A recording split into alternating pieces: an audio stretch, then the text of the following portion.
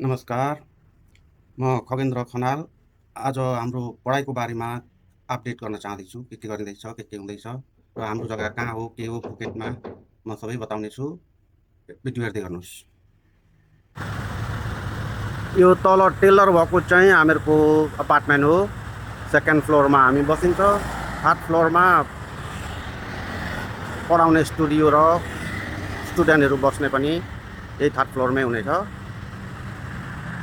यताबाट यो चाहिँ आया छलङ जाने बाटो हो। छलङबाट आउनु भने यहाँ पर्छ। यता चाहिँ नाइहान बिच जाने बाटो हो। नाइहान बिच तल आफ्नै टेलर सप छ।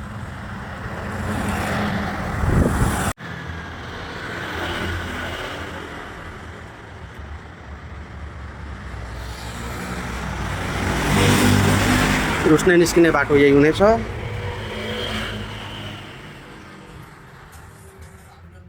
यहाँ चाहिँ टेबल टेनिस खेलिन्छ। टेबल टेनिस खेल्ने जग्गा।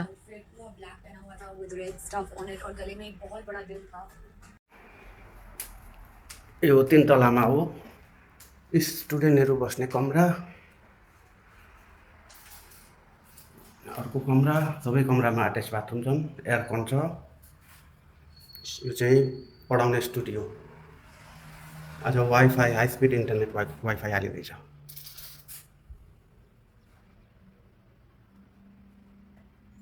एयरकन नयाँ छ।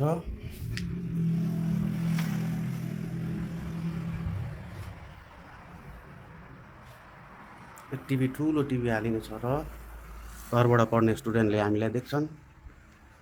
हामीले पनि यहाँ क्यामेराबाट स्टुडेन्टलाई देखेर एकै जग्गा पढे जस्तै पढिनेछ। अल्छी कसैलाई लाग्ने छैन।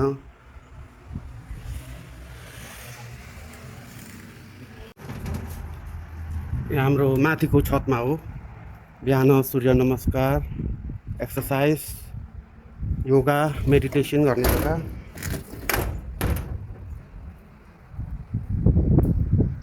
ठुलो जग्गा हेर्नुहोस्।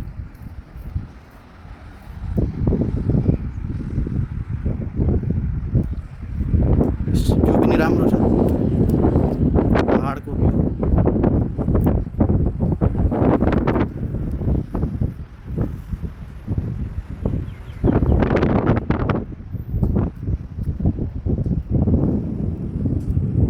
हुन त अनलाइन पढाउने हो, तर हामी एकै जग्गा बसेर पढाइ जस्तो फिलिङ हुनेछ। कसैलाई अल्छी लाग्ने छैन। टाइममा एक्सर्साइज गराउँछौँ निन्द्रा लाग्ने जस्तो भएको छ भने। योगा गराउँछौँ, मेडिटेसन गराउँछौँ। र पहिलाको जस्तो अनलाइनमा त पढ्दै पढ्दैनन् हाम्रो नानी बाबुले भनेर भन्नु पर्दैन। अनलाइन हो, तर एकदम हाई स्पिड इन्टरनेटबाट हामी कनेक्सन भइराख्छौँ।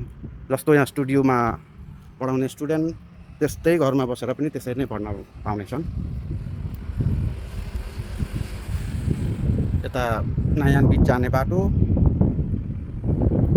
यता छलङबाट आउने बाटो। घरैबाट पढाउनुहुन्छ भने पनि अब थाइल्यान्डभरि जहाँबाट पनि पढ्न सक्नुहुन्छ। जुमबाट पढाउने हो र सिट जति भनौँ त्यति त छैन, लिमिटेड छ। तल कमेन्टमा इन्ट्रेस्टेड भनेर लेख्नुहोस् अगर इन्ट्रेस्टेड हुनुहुन्छ भने। स्टुडेन्टको नाम र उमेर लेख्नुहोस्, एड्रेस लेख्नुहोस्। हामी पढाउन सुरु गरेपछि हजुरहरूलाई कन्ट्याक्ट गर्नेछौँ। हाम्रा 2 जना छोराले यस्तै जिइडी पास गरेर अहिले डिजिटल इन्जिनियरिङमा पढ्दैछन्। एउटा छोरो प्रिन्स अफ सङ्खला युनिभर्सिटीमा पढ्दैछ पुकेटमै। अर्को सानो छोरो छिङराईमा महाविद्यालयमै फालुवाङमा पढ्दैछ। फाइनल इयर्समा पुगेका छन्। अब 1-2 सालमा ग्रेजुएट हुन्छन् र मास्टर 2 साल पढ्ने पनि विचार गरेका छन्।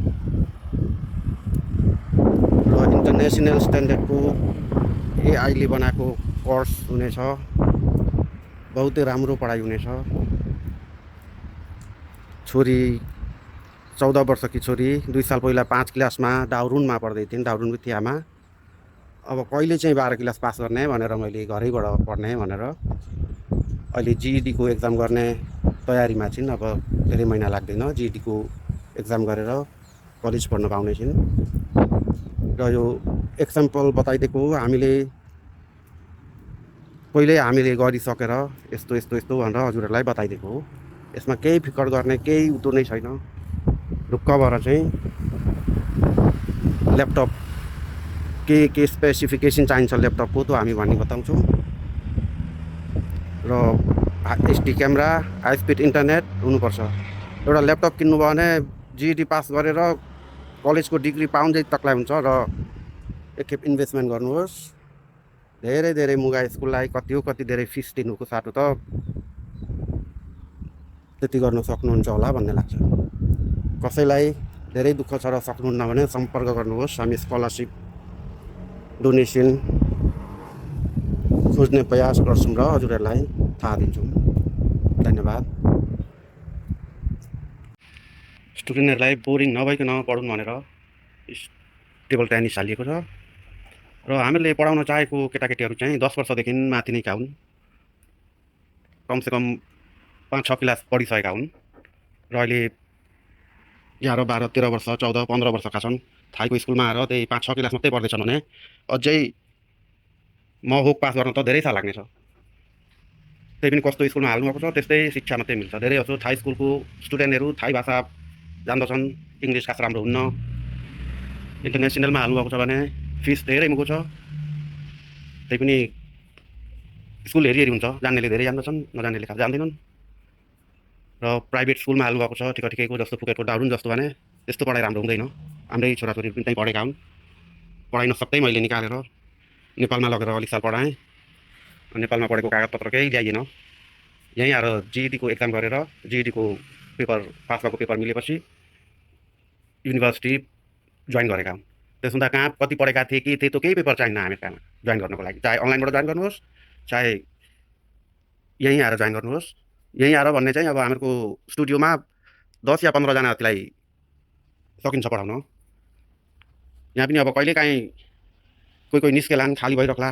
हामीलाई सोधेर स्टुडेन्टहरू अब हमेसा नभए पनि 1 हप्ताको लागि म यहाँ ल्याएर पढाउँछु या 1 महिनाको लागि, अनि घरबाटै पढ्छन् भने पनि हुन्छ। धेरै जस्तो चाहिँ घरबाटै पढ्नुपर्छ, किनकि यहाँ धेरै पढाउने हाम्रो जग्गा पनि छैन।